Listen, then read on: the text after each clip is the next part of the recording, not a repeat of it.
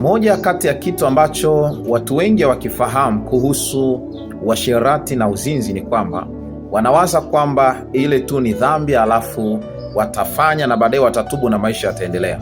Huo ni ufahamu mdogo sana kuhusu ile eneo la uzinzi na uasherati. Uzinzi na uasherati sio tu dhambi ambazo utatubu na maisha yataendelea, lakini uzinzi na uasherati ni teknolojia ambayo shetani anaitumia kuharibu maisha ya watu wengi sana. Na ndio maana kwenye Methali sura ya 6 mstari wa 32 anasema azinia na mwanamke hana akili kabisa, anafanya jambo litakalomwangamiza nafsi yake. Sasa napozungumzia nafsi, nazungumzia maisha ya mtu. Maisha ya mtu yanaendeshwa na nafsi ya mtu. Kwa hiyo kwenye nafsi ndiko ambako mtu anafanya maamuzi kwenye maisha yake. Mtu anafikiria, anakuja na vitu ambavyo vitamfanikisha kimaisha. Kwa hiyo adui anapokuingiza kwenye uzinzi na uasherati, manake analenga kuikamata nafsi yako, analenga kumiliki maisha yako. Kwa hiyo huwezi kufanikiwa kama unaishi maisha ya dhambi za zinaa, na kama unafanikiwa haujafika katika kiwango ambacho ulitakiwa kufika.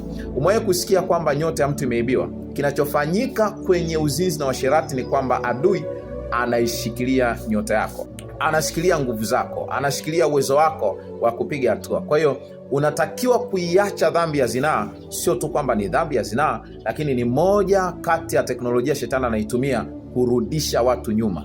Utaanza kuona biashara zako zinashuka, utaanza kuona kazi zako zinayumba, utaanza kuona hupati fedha kama ulivyokuwa unapata, utakosa heshima kwa watu kwenye jamii. Huwezi kuonekana ukiwa ni mtu wa maana katika dunia yako kama unaishi maisha ya uzinzi na uasherati.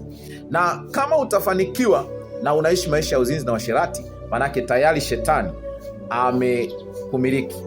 Shetani anaweza kumfanikisha mtu, mizimu inaweza kumfanikisha mtu. Kwa hiyo usidhani kwamba kwa kuishi maisha ya zinaa na mafanikio ulionayo kwamba unafanikiwa tu, Mungu anakufanikisha na hakuna kitu chochote kibaya ambacho kinakupata. Hapana.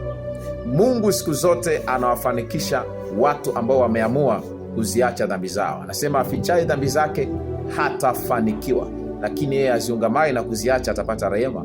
Kwa yoyote ambaye anahitaji huruma za Mungu, yoyote ambaye anatamani mkono wa Mungu kwenye maisha yake, ni lazima ajitenge mbali na dhambi za uzinzi na uasherati. Mwisho ninakuombea ushindi. Wewe ni kijana, baba, mama, unatamani kuvuka kutoka kwenye tabia chafu za uzinzi na uasherati, nitafute nami nitakusaidia kwa namba ambayo unaiona hapo.